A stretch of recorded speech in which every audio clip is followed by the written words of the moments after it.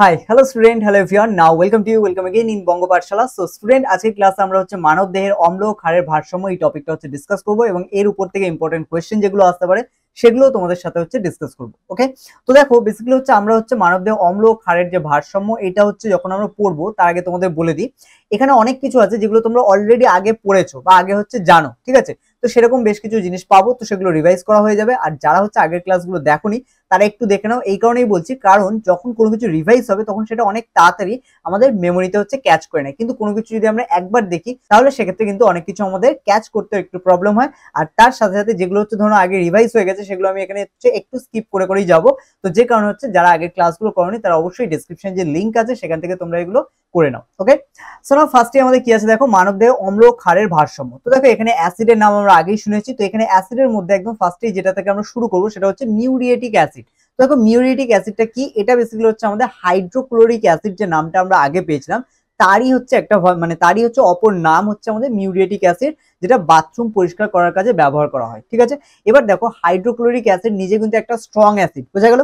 কিন্তু এখানে muriatic acid যেটা অ্যাকচুয়ালি বাথরুম পরিষ্কার করার কাজে ব্যবহার করা হয় সেটা কিন্তু স্ট্রং নয়, সেটাকে জল দিয়ে অনেকটা বেশি পরিমাণ জল দিয়ে সেটাকে লঘু করে দেওয়া হয়। ঠিক আছে, যাতে তার মধ্যে হালকা অ্যাসিড প্রপার্টি বেঁচে থাকে। ঠিক আছে, শ্যাওলা থেকে শুরু করে বিভিন্ন নোংরা যেগুলো থাকে সেগুলো যাতে হচ্ছে বেরিয়ে যায় বা সেগুলো উঠে যায় ততটা মোটামুটি রাখা হয়। ঠিক আছে, কারণ হাতে বা হচ্ছে আমাদের গায়েটায় পড়লে সেটায় কোনো ক্ষতি হয় না, এরকম একটা কন্ডিশনে রাখা হয়। তো এটা কি আমাদের মিউরিয়েটিক অ্যাসিড। তাহলে এক নম্বর এখানে আমাদের যেটা মনে রাখতে হবে সেটা মিউরিয়েটিক অ্যাসিড কোথায় ব্যবহার করা হয়। ঠিক আছে, এবং তার সাথে সাথে মিউরিয়েটিক অ্যাসিডের হচ্ছে অপর নাম কি, অপর নাম হচ্ছে হাইড্রোক্লোরিক অ্যাসিড। ঠিক আছে, বা একইভাবে কোশ্চেন উল্টো ভাবে আসতে পারে যে হাইড্রোক্লোরিক অ্যাসিডের অপর নাম কি এবং এটি কোথায় ব্যবহার হয়, তো সেক্ষেত্রে আমরা এইভাবে আনসার দিতে পারি। ওকে, নাও এবার দেখো এখানে আরো কতগুলো দ্রবণ বলেছে, যেরকম সাবান। ঠিক আছে, সাবান মিন্স হচ্ছে সাবান জল যদি আমরা করি, বা লেবুর রস, খাবার জল। ঠিক আছে, তো দই, ঘোল, এগুলো ল্যাকটিক অ্যাসিড এগুলো হচ্ছে আছে।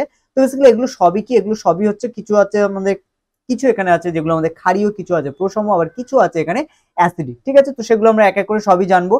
এবার আমরা নিচের দিকে একটু চলে আসি। তো বেসিক্যালি দেখো এখানে আমাদের দুটো কথা দিয়েছে, লাল লিটমাস আর একটা নীল লিটমাস। তো লাল আর নীল লিটমাস এই দুটো হচ্ছে পেপার, ঠিক আছে, বা আমরা কাগজ বলতে পারি। ঠিক আছে, এগুলো কি প্রাকৃতিক রঞ্জক পদার্থ। ওকে, তো এগুলো কি হয় প্রকৃতিতে হচ্ছে ন্যাচারালি হচ্ছে তৈরি করা যায় এগুলো। এবং তোমরা অনেকেই হয়তো জানো যে হচ্ছে কিছুদিন আগে আমরা একটা ভিডিও হচ্ছে রিলিজ করেছিলাম যেখানে আমরা 3 রকম লিটমাস পেপারের কথা বলেছিলাম। একটা থেকে হচ্ছে হলদে, যেটাকে ইউনিভার্সাল লিটমাস পেপার বলা হয়। আর একটা থেকে লাল লিটমাস পেপার, যেটা বেসিক্যালি হচ্ছে ক্ষারকে চিহ্নিত করার জন্য ব্যবহার করা হয়। আরেকটা থেকে নীল লিটমাস পেপার, যেটা সাধারণত হচ্ছে অ্যাসিডকে চিহ্নিত করার জন্য ব্যবহার করা হয়। ওকে, এবার আমরা চলে আসি আমাদের টপিকে। তো বেসিক্যালি আমরা লাল আর নীল লিটমাস তো হচ্ছে দেখলাম, এবার আমরা এক এক করে নিচের দিকে চলে আসি। দেখো এখানে যদি তিনটে হচ্ছে দ্রবণ নেওয়া হয়, এক হচ্ছে লেবুর রস, ঠিক আছে, এর দ্রবণ, আরেকটা হচ্ছে দই, আরেকটা হচ্ছে ফুচকার জল। ঠিক আছে, তো এগুলো যদি নেওয়া হয়, ফুচকার জলে মেইনলি কি থাকে, তেঁতুল থাকে। এবার তেঁতুল মানে কি, টক, আর টক মানে সেটা হচ্ছে অম্ল বা আমলিক, আমলিক মানে কি অ্যাসিডিক, তাই না? তো বেসিক্যালি সবার সাথে সবাই কিন্তু কানেক্টেড।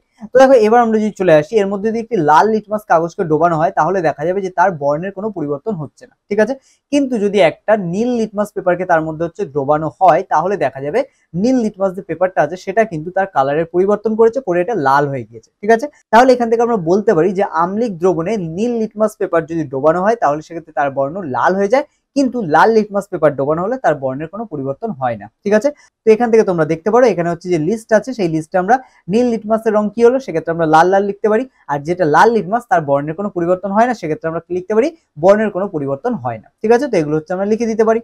এবার নিচে চলে আসবো। তাহলে এখানে দেখো এই ড্যাশ বলেছে, মনে রেখো এটা অ্যাসিডের একটা ধর্ম। তাহলে দেখো অ্যাসিডের ধর্ম কোনটা, এখানে নীল লিটমাস পেপারকে লাল বর্ণে পরিবর্তন করা, এটা অ্যাসিডের একটা ধর্ম। তাহলে এখানে শূন্যস্থানে কি লিখবো, নীল লিটমাসকে লাল বর্ণে রূপান্তরিত করা বা পরিবর্তন করা অ্যাসিডের একটা ধর্ম। ঠিক আছে, না এবার আমরা নিচের দিকে চলে আসি।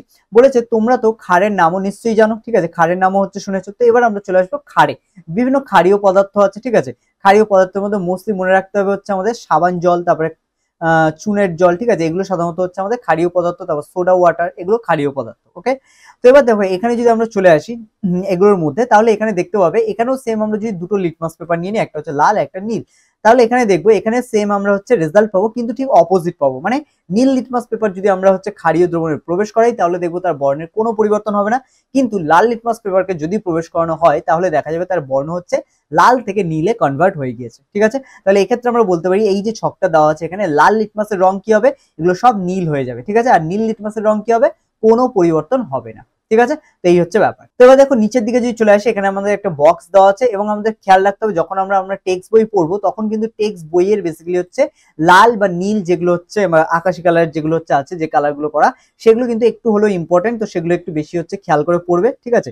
আর তার সাথে সাথে আরেকটা জিনিস যেটা হচ্ছে অনেক কিছু আছে যখন হচ্ছে ক্লাসে তোমাদের স্যারেরা পড়াবে বা ম্যাডামেরা পড়াবে তখন কিন্তু তারা স্কিপ করে যাবে, ইভেন আমিও হচ্ছে স্কিপ করে যাই যে জিনিসগুলো ইম্পর্টেন্ট নয়। কিন্তু যারা হচ্ছে ভালো পড়াশোনা করতে চাও, যারা হচ্ছে A to Z জানতে চাও, তাদের কিন্তু বইয়ের প্রত্যেকটা লাইন ধরে হচ্ছে পড়া উচিত, ঠিক আছে। তো এটা তোমাদের খেয়াল রাখতে হবে, রেখে প্রত্যেকটা জিনিসকে তোমাদের খুঁটিয়ে খুঁটিয়ে পড়ে যেতে হবে, ওকে।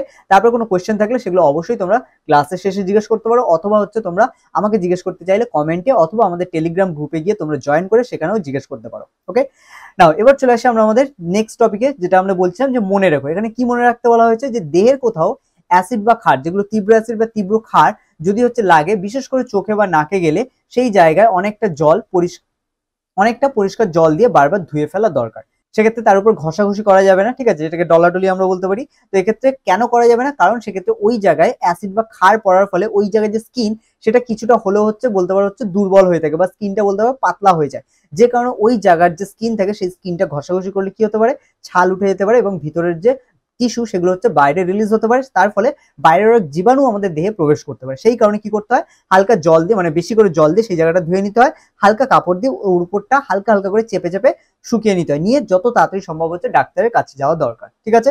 এর সাথে সাথে চোখে গেলেও বেশি পরিমাণ চোখে জল দিতে হয়, ঠিক আছে, দিয়ে হচ্ছে চোখকে হচ্ছে পরিষ্কার রাখতে হয় এবং তারপর অবশ্যই ডাক্তারখানায় যেতে হয়, ঠিক আছে।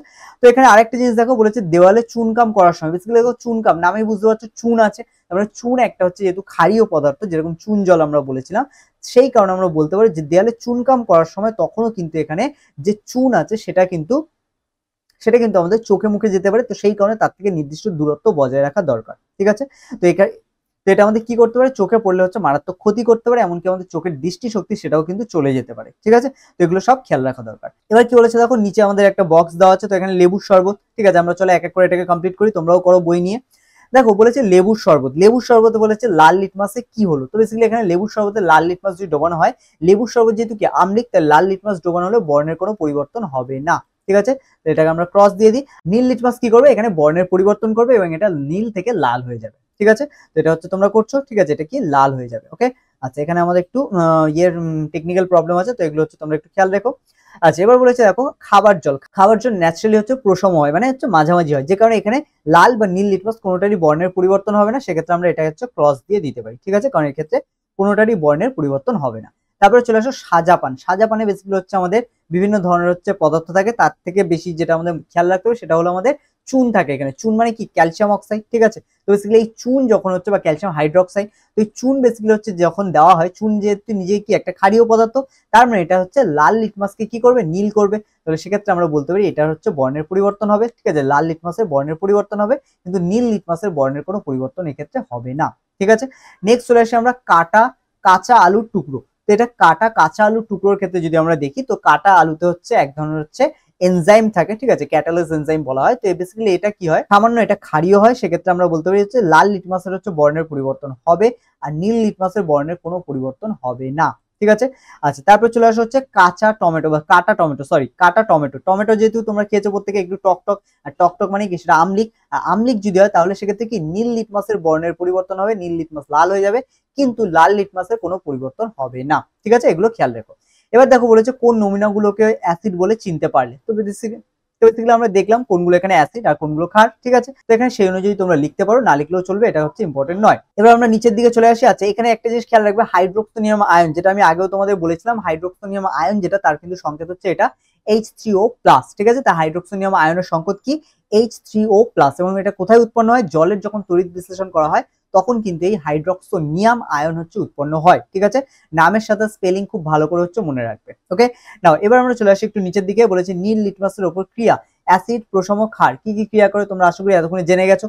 যারা জেনে গেছো অবশ্যই তারা কমেন্ট করে আমাকে হচ্ছে এর অ্যান্সার গুলো হচ্ছে জানাও, ঠিক আছে। আর যারা এটা জানো না তারা ক্লাসটাকে একটু হচ্ছে আগের দিকে হচ্ছে নিয়ে যাও, ঠিক আছে, স্কিপ করে আগে যাও, দেখবে আগে আমি অলরেডি এটা নিয়ে বলেছি, তো হচ্ছে তোমরা সেখান থেকে একবার হচ্ছে এটাকে দেখো, ঠিক আছে। নাও এবার চলে আসি আমরা এখানে, বলেছে আমাদের দেহের সব কাজ ঠিকঠাক ভাবে চলতে হলে অম্ল এবং ক্ষারের নির্দিষ্ট যে মাত্রা সেটা বজায় থাকা দরকার। ঠিক আছে, তো আমাদের দেহের সব কাজ মানে কি, আমরা হচ্ছে খাদ্য খাচ্ছি, সেটা হজম হচ্ছে, সেটা আবার বেরিয়ে যাচ্ছে। ঠিক আছে, মল রূপে হচ্ছে অধিকাংশ, মানে যেটা অপাচ্য সেটা বেরিয়ে যাচ্ছে। ঠিক আছে, এরকম প্লাস হচ্ছে সেই খাদ্যের কিছু অংশ আমাদের রক্তে যাচ্ছে, আমাদের প্রত্যেকটা দেহের বা কোষ বৃদ্ধি পাচ্ছে। ঠিক আছে, সেখান থেকে আমাদের পেশি বৃদ্ধি পাচ্ছে। তো এগুলো প্রত্যেকটা হচ্ছে ঠিকঠাক ভাবে হচ্ছে হয় যদি আমাদের দেহের অম্ল এবং ক্ষারের ভারসাম্য বজায় থাকে। যদি ইনকেস কখনো এটা আমাদের বজায় না থাকে তাহলে কি হবে, তাহলে আমাদের অ্যাসিডিটি হতে পারে, মাথা ঘুরতে পারে, বমি বমি ভাব হতে পারে, বিভিন্ন ধরনের হচ্ছে সিমটম তখন কিন্তু দেখা দেবে। তো সেই কারণে আমাদের এখানে অম্ল ক্ষারের যে ভারসাম্য সেটা বজায় রাখা দরকার। ঠিক আছে, এবার দেখো আমাদের নর্মাল হচ্ছে দেহে কোনটা কত হচ্ছে থাকে, পিএইচ দেখেই আমরা বুঝতে পারি কোনটা অ্যাসিডিক থাকে, কোনটা হচ্ছে ক্ষারীয় থাকে। ঠিক আছে, আর কোনগুলো প্রশম সেটাও আমরা দেখতে পাই। দেখো লালারস, লালারস কত হচ্ছে 6.02 থেকে হচ্ছে 7.05। তার মানে দেখো এটা 7 এর আশেপাশে আছে, তার মানে আমরা বলতে পারি এটা হচ্ছে সাধারণত মৃদু আম্লিক থেকে হচ্ছে প্রশম। ঠিক আছে, ক্ষারীয়তে কিন্তু যাচ্ছে না এটা, কারণ 7.05 মানে 7 এর খুব কাছে এটা। ওকে, তাহলে সেটা আমরা ক্ষারীয় বলতে পারি না, তাহলে এটা আমরা কি বলতে পারি, মৃদু আম্লিক অথবা প্রশম। তাহলে লালারস কেমন হয়, মৃদু আম্লিক হয়। ঠিক আছে, আচ্ছা পাকস্থলীর রস কি আছে দেখো 0.9 থেকে হচ্ছে 1.05, মানে দেখো অনেকটা হচ্ছে 7 থেকে অনেকটা হচ্ছে কম, মানে 7 থেকে কম হলে আমরা আগেই বলেছি এগুলো হচ্ছে আম্লিক হয়, 7 থেকে বেশি হলে তখন সেগুলো ক্ষারীয় হয়। এবার আমাদের স্কেল হচ্ছে 0 থেকে 14 মধ্যে থাকে, এবার 0, এবার 7 হচ্ছে মিডিয়াম জায়গা, তাই সেখান থেকে যত আমাদের 1 দিকে বা 0 দিকে যাবে তত আমরা বলবো তীব্র আম্লিক, আর যত হচ্ছে 14 দিকে যাবে, ঠিক আছে 7 থেকে, তত আমরা বলবো সেটা হচ্ছে তীব্র ক্ষারীয়। তাহলে এটা যেহেতু আমাদের 0.9 মানে বুঝতেই পারছো 1 এর কাছাকাছি, মানে 7 থেকে অনেকটা দূরে, তাহলে আমরা বলতে পারি পাকস্থলীর যে রস সেটা কেমন থাকে, সেটা হচ্ছে আম্লিক। আর এটা আম্লিক আরো একটা কারণে আমরা বলতে পারি, যেহেতু এখান থেকে HCl খরিত হয়, যেটা আমরা আগেও বলেছি, তো সেই কারণে আমরা বলতে পারি এখানে পাকস্থলীর রসে যেহেতু HCl খরিত হয় বা HCl থাকে, তো সেক্ষেত্রে আমাদের এটা কেমন হবে, আম্লিক কি হবে, কারণ HCl নিজে একটা অ্যাসিড, তাই না, HCl যেটাকে আমরা হাইড্রোক্লোরিক অ্যাসিড বলি। এবার চলে আসো আমাদের পিত্তরস। পিত্তরস বেসিক্যালি কি আছে দেখো 8.0 থেকে 8.60, মানে এটা কি দেখতেই পাচ্ছ 7 থেকে বেশি আছে। ঠিক আছে, তবে এটা আমরা ক্ষারীয় বলবো, তবে তীব্র ক্ষারীয় নয়, মৃদু ক্ষারীয়, কারণ এটা 7 মানে 8 থেকে 9 এর মধ্যে আছে। ঠিক আছে, 13-14 এরকম চলে যায়নি, তো সেই কারণে আমরা বলতে পারি এটা মৃদু ক্ষারীয়। ঠিক আছে, পিত্তরস কেমন, মৃদু ক্ষারীয়। ওকে, এবার চলে আসো রক্ত। রক্ত কেমন, রক্ত বেসিক্যালি কি আছে দেখো 7.35 থেকে হচ্ছে 7.45। ঠিক আছে, মানে 7-8, তো এটা আমরা বলতে পারি রক্ত হচ্ছে প্রশম বা মৃদু আম্লিক। ঠিক আছে, কারণ 7 এর উপরেই আছে এটা। ঠিক আছে, তো এটার ওভারঅল ধরা হয় 7.4, তো এটাকে আমরা বলতে পারি এটা কেমন, এটা হচ্ছে রক্ত আমাদের মৃদু ক্ষারীয়। ঠিক আছে, বা হচ্ছে প্রশম। ওকে, নাও এবার চলে আসে আমরা মূত্র। মূত্র কি আছে দেখো 4.0 থেকে হচ্ছে 8.0, তো এটা আমরা বলতে পারি হচ্ছে প্রশম। ঠিক আছে, বা হচ্ছে মৃদু আম্লীয় বা মৃদু আম্লিক, মৃদু ক্ষারীয়। ঠিক আছে, এটা আমরা বলতে পারি, তো মূত্রের ক্ষেত্রে হচ্ছে এটা। ওকে, না এবার চলে আসে আমরা তারপরে মানবদেহের একটি নির্দিষ্ট অ্যাসিড ক্ষার ভারসাম্য বজায় রাখা অত্যন্ত জরুরি। মানবদেহের একটি নির্দিষ্ট অ্যাসিড ক্ষারের যে ভারসাম্য সেটা বজায় রাখা অত্যন্ত জরুরি। কেন জরুরি, কারণ দেহের হচ্ছে নানা অঙ্গে, যেরকম দাঁতের এনামেল, অস্থিসন্ধি, এটা আরেকটা পয়েন্ট আমি তোমাদের একটু ডিসকাস করে নিই। ঠিক আছে, তো দেখো আমরা অনেক সময় হচ্ছে বলেছি যে বা শুনেছো তোমরা যে রাতে ব্রাশ করা উচিত। কেন উচিত, রাতে তোমরা যে খাবারটা খাচ্ছ তারপরে হচ্ছে মুখে কুলুকুচু করার পরেও যদি ছোট ছোট কণা থেকে যায়, সেটা আমাদের মুখের মধ্যে, যেহেতু আমরা যখন ঘুমিয়ে থাকি তখন আমাদের মুখ কি পুরো বন্ধ থাকে, তখন এর মধ্যে অ্যাসিড তৈরি হলে এখানে বিভিন্ন ব্যাকটেরিয়া কিন্তু খুব তাড়াতাড়ি এই অ্যাসিডটাকে হচ্ছে আরো তাড়াতাড়ি হচ্ছে বেশি প্রডিউস করে। এবার সারা রাতে তখন কি এই অ্যাসিডটা আমাদের দাঁতের এনামেলের উপর জমে, এবার এই অ্যাসিডটা কি করে দাঁতের এনামেলের সাথে বিক্রিয়া করে কিন্তু দাঁতের ক্ষয় ঘটায়। ঠিক আছে, তো যে কারণে হচ্ছে রাতের বেলা অবশ্যই ব্রাশ করা ভীষণ ইম্পর্টেন্ট, কারণ কিন্তু এটা আমাদের রাতে যে দাঁতের এনামেল থেকে সেটা ক্ষয়কে প্রতিরোধ করা বা আমাদের যে অ্যাসিড মুখের মধ্যে তৈরি হতে পারে সেটার প্রবণতা অনেকটা কমিয়ে দেয়। বোঝা গেল, তো এই হচ্ছে ব্যাপার। এবার দেখো তোমাদের মনে হতে পারে কেন ব্রাশ করলেই কমে যায়, অন্য কিছু করলে কেন কমে যায় না, কারণ দেখো আমি বলে দিই, ব্রাশ আমরা যেটা হচ্ছে যে টুথপেস্ট নিই সেটা কিন্তু ক্ষারীয়, তাহলে সেক্ষেত্রে কি আমরা মুখে কিছুটা অ্যাসিড তৈরি হলেও, ঠিক আছে, আমাদের খাওয়ার মোটামুটি 8 ঘন্টা পরে করাটা খুবই ভালো। তো সেক্ষেত্রে যদি অ্যাসিড তৈরিও হয় তাহলে সেক্ষেত্রে এই যে খাটটা যাচ্ছে সেটা কি মুখের মধ্যে একটা ক্ষারীয় এনভায়রনমেন্ট তৈরি করছে, যার ফলে মুখের মধ্যে অ্যাসিড হওয়ার যে প্রবণতা সেটা অনেকটা কমে যায়। বোঝা গেল, এই কারণে। তো সেই কারণে রাতে হচ্ছে শোয়ার আগে একবার হচ্ছে ব্রাশ করে নেওয়াটা খুবই ভালো। ওকে, না এবার আমরা চলে আসি তারপরে মানব দেহের প্রত্যেক কোষই ভালোভাবে হচ্ছে কাজ করে যখন এটা প্রধানত ক্ষারীয় মাধ্যমে থাকে। ঠিক আছে, তবে এটা খুব বেশি ক্ষারীয় হলে চলবে না, এটা মোটামুটি 7 থেকে 8 এর মধ্যে, মানে হচ্ছে মৃদু ক্ষারীয় হচ্ছে যদি থাকে, তাহলে আমাদের দেহের প্রত্যেকটা কোষই কিন্তু খুব ভালো করে হচ্ছে কাজ করে। ঠিক আছে, এবং এটা আমরা কি করে বুঝতে পারি, আমাদের দেহের ব্লাড টেস্ট করলেই হচ্ছে পিএইচ এর মাত্রা ইজিলি বেরিয়ে যেতে পারে। ওকে, তো এইগুলো, এবং সেখান থেকে কিন্তু আমাদের দেহে হচ্ছে যত হচ্ছে আয়ন থাকে, যেরকম হচ্ছে সোডিয়াম, পটাশিয়াম, ক্যালসিয়াম, ম্যাগনেসিয়াম, ঠিক আছে, এই যে আয়নগুলো, এগুলো প্রত্যেকটাই কিন্তু বোঝা যায়, এবং এগুলো হচ্ছে বৃক্কের মাধ্যমে হচ্ছে আমাদের দেহে কি মাত্রায় আছে সেটা ইজিলি হচ্ছে বোঝা যায়। ঠিক আছে, তো এই কারণে হচ্ছে আমাদের দেহে যদি হচ্ছে সোডিয়াম, পটাশিয়াম এগুলোর মাত্রা ঠিক থাকে, তাহলে আমাদের দেহের প্রত্যেকটা কাজ সুষ্ঠুভাবে চলে এবং দেহের যে অম্ল ক্ষারের ভারসাম্য সেটাও কিন্তু সঠিক থাকে। ওকে, তো এবার দেখো এখানে একটা পয়েন্ট আছে যেটা আমাদের একটু খেয়াল রাখতে হবে, সেটা বলেছে নানা কারণে রক্ত কখনো কখনো উল্লেখযোগ্যভাবে আম্লিক হয়ে যায়। যদি আমাদের অ্যাসিডিক হয়ে যায়, তো এটা অ্যাসিডিক হওয়া তো কখনোই উচিত নয়। যদি কখনো অ্যাসিডিক হয়েও যায় সেক্ষেত্রে কি হতে পারে, দেহের যেখানে যেখানে সোডিয়াম, পটাশিয়াম, ক্যালসিয়াম, ম্যাগনেসিয়াম ইত্যাদি খুঁজে পাওয়া যায় সেখান থেকে বৃক্ক রক্তের মাধ্যমে তাকে হচ্ছে টেনে নিয়ে যায়, এবং এই প্রক্রিয়া প্রথমে চুল, ত্বক কিংবা নখ থেকে শুরু হয় এবং তারপরে আস্তে আস্তে সেটা রক্ত থেকে শেষ পর্যন্ত আমাদের হাড়ে পৌঁছে, যার ফলে আমাদের রক্ত, যার ফলে আমাদের হচ্ছে এটা হাড় দুর্বল হয়ে যেতে পারে, আমাদের হচ্ছে দেহের চুল উস্কো খুস্কো হতে পারে, চুল অনেক বেশি উঠতে পারে, তো এরকম বিভিন্ন কন্ডিশন হতে পারে। তো এইসব কারণের জন্যই আমাদের দেহে হচ্ছে পিএইচ সঠিক রাখা অবশ্যই দরকার। ঠিক আছে, না এবার আমরা নিচের দিকে চলে আসি। মানব দেহে অ্যাসিড ক্ষারের ভারসাম্য প্রধানত দুটি বিষয়ের উপর নির্ভর করে। কোন কোন বিষয়? এক হচ্ছে আমাদের নিঃশ্বাসে যে আমরা কার্বন ডাই অক্সাইড কতটা হচ্ছে বেরোচ্ছে শরীর থেকে তার উপর, এবং দ্বিতীয় যেটা সেটা হচ্ছে আমাদের দেহে ঘটে চলা নানা রকম রাসায়নিক পরিবর্তন। তো আমাদের দেহে কোনো রাসায়নিক পরিবর্তন হলে সেটাও কিন্তু আমাদের দেহে অম্ল ক্ষারের যে ভারসাম্য সেটার উপর অনেকটা ডিপেন্ড করে। ঠিক আছে, তো সেই কারণে এই কারণগুলো আমাদের খেয়াল রাখতে হবে যে কোন কোন বিষয়ের উপর মানব দেহের হচ্ছে অম্ল ক্ষারের ভারসাম্য বজায় থাকে। ঠিক আছে, এবার চলে আসো আমরা নিচের দিকে একটুখানি খেয়াল রাখতে হবে, সেটা হচ্ছে এই যে সংকেতটা তোমরা দেখছো H2CO3, এটা বেসিক্যালি আমাদের কার্বনিক অ্যাসিডের সংকেত। তো এখানে তোমরা কার্বনিক অ্যাসিডের তলে আন্ডারলাইন করো আর এটা আন্ডারলাইন করে রাখো, এবং এটা ভাঙলে বেসিক্যালি H2 আর CO2 উৎপন্ন হয়। আবার একইভাবে আমরা বলতে পারি এই দুটো যুক্ত হয়ে H2CO3 উৎপন্ন হয়, যার নাম হচ্ছে কার্বনিক অ্যাসিড। ওকে, এবার এই যে কার্বনিক অ্যাসিড, এই কার্বনিক অ্যাসিডের সংকেতটা তোমাদের মনে রাখা জরুরি, কারণ কার্বনিক অ্যাসিড হচ্ছে ভেরি ইম্পর্টেন্ট একটা হচ্ছে যৌগ, ঠিক আছে, মানব দেহের জন্য, এবং সেই কারণে এটা হচ্ছে মনে রাখা দরকার, এবং এই সংকেতটা আমাদের ভেরি ভেরি ইম্পর্টেন্ট। ওকে, না এবার আমরা চলে আসি, তারপরে বলেছি এবার নিচের ঘটনাগুলো লক্ষ্য করো। কি কি আছে ঘটনাগুলো অবশ্যই তোমরা প্রত্যেকেই পড়বে। ঠিক আছে, আমি একবার একটু বলে যাই। খেলতে খেলতে হঠাৎ পায়ে চোট পেলে আমাদের খুব ব্যথা হয়, আমরা তখন চিকিৎসকের পরামর্শ মতো ব্যথা কমানোর ওষুধ খাই। এই জাতীয় ওষুধ অম্ল এবং ক্ষারের ভারসাম্য নষ্ট করে। তাহলে এই অম্ল এবং ক্ষারের যে ভারসাম্য সেটা কিন্তু এই ব্যথা কমানোর যে ওষুধ সেগুলো নষ্ট করে, যার ফলে আমাদের দেহে অন্য অনেক সাইড এফেক্ট হতে পারে। ঠিক আছে, তারপরে দেখো চলে আসো সেকেন্ড, বলেছে কখনো কখনো আমাদের অনেকেরই মুখ টক হয়ে যায়। এটা আমরা দেখেছি ঢেকুর ওঠে, টক ঢেকুর ওঠে। তখন কি হয়, তখন এটা কিন্তু আমাদের দেহে হচ্ছে তখন এটা কিন্তু আমাদের দেহে যে অম্লের পরিমাণ বেড়ে যাচ্ছে সেটা কিন্তু নির্দেশ করে। ঠিক আছে, এগুলো খেয়াল রেখো।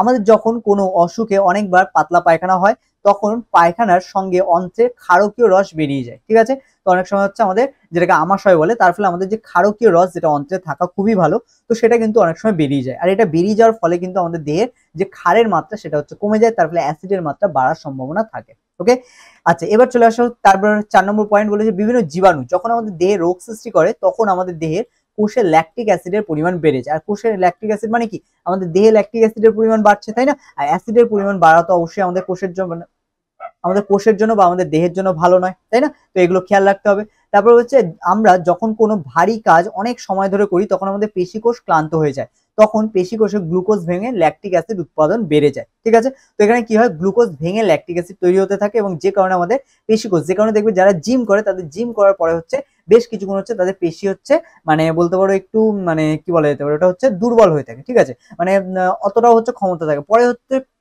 পরে বিভিন্ন প্রোটিন খাওয়ার পর সেখানে আরো নতুন পেশি গজায়, এটা ঠিক, কিন্তু মোটামুটি ওই টাইমটা দেখবে তাদের পেশিগুলো একটু হলেও দুর্বল হয়ে থাকে। ঠিক আছে, তো এই টাইমটা তাদের পেশিগুলো ব্যথা হয়, এবং এগুলো কেন হয়, এগুলো বেসিক্যালি হচ্ছে ল্যাকটিক অ্যাসিডের কারণেই হয়, কারণ পেশি কোষে ল্যাকটিক অ্যাসিড অতিরিক্ত জমে গেলে তখন হচ্ছে ব্যথা হয়। ঠিক আছে, আচ্ছা তারপর হচ্ছে আমাদের অনেকেরই হচ্ছে রক্তে সুগারের পরিমাণ স্বাভাবিকের থেকে বেশি থাকে। ঠিক আছে, সুগারের পরিমাণ বেড়ে যায়, যে কারণে আমরা বলি হচ্ছে সুগার বা ডায়াবেটিস হয়েছে যাদের হচ্ছে অনেক বেশি থাকে সব সময়। ঠিক আছে, সেক্ষেত্রে লক্ষ্য করা যায় যে তাদের দেহকোষে অ্যাসিডের পরিমাণও বেড়ে গেছে। তাহলে যাদের ক্ষেত্রে সুগার থাকে বা ডায়াবেটিস রোগ থাকে তাদের কিন্তু দেহে যে অ্যাসিডের পরিমাণ সেটাও কিন্তু বেড়ে যায়। ঠিক আছে, এগুলো খেয়াল রাখতে হবে।